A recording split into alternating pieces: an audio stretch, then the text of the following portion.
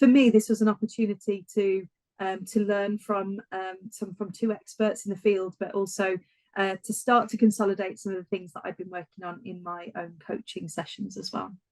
So, for example, I think a couple of the themes that I'd worked on with Dr. Jim were probably fairly normal themes that have, I would probably say, followed me through my career. The inner critic following me through my career, these feelings of imposter syndrome. And obviously, when you start a new role in a new organisation, which was the situation that I was in, some of those thoughts and feelings really did come to the fore. So that was one of the kind of driving reasons for completing the course.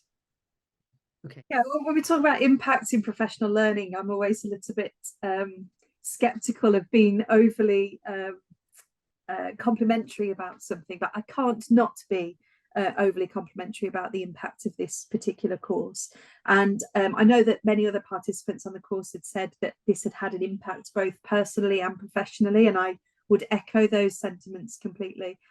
So when we'd met in London and the separate online sessions, I'd be coming home and saying to my partner, oh, we've spoken about this today, or I'd have tried even harder to kind of bring some of those mindfulness strategies into my own personal life as well. In terms of being a leader, what this really taught me, and actually there were real key moments as part of the course where I came to some really quite stark realizations about leadership and how leadership operated and operates. And those kind of three strands of awareness and compassion and choice were things that really were, I say, quite an epiphany for me, actually. Yes. I feel like lots of leadership practice is about playing leadership or playing the leader, and can be tempted to be quite performative at times. But what I felt was really quite inspiring about the group and inspiring about the sort of atmosphere and environment that had been created by the group was that we were able to be genuine and authentic and be really unafraid to challenge some of those things that have followed us all through our leadership journeys.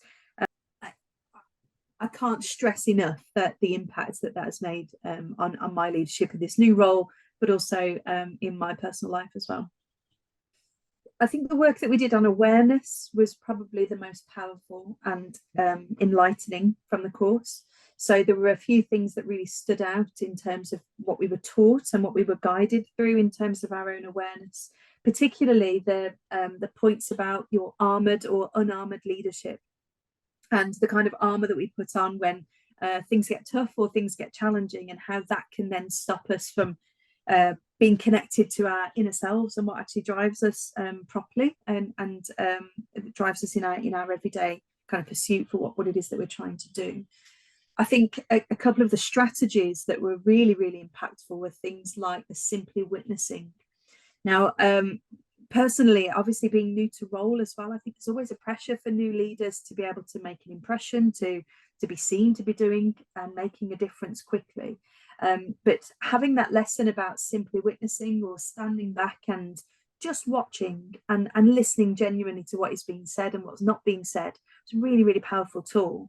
And again, it's a tool that I carry into meetings, to various different engagements that I'm having now as well.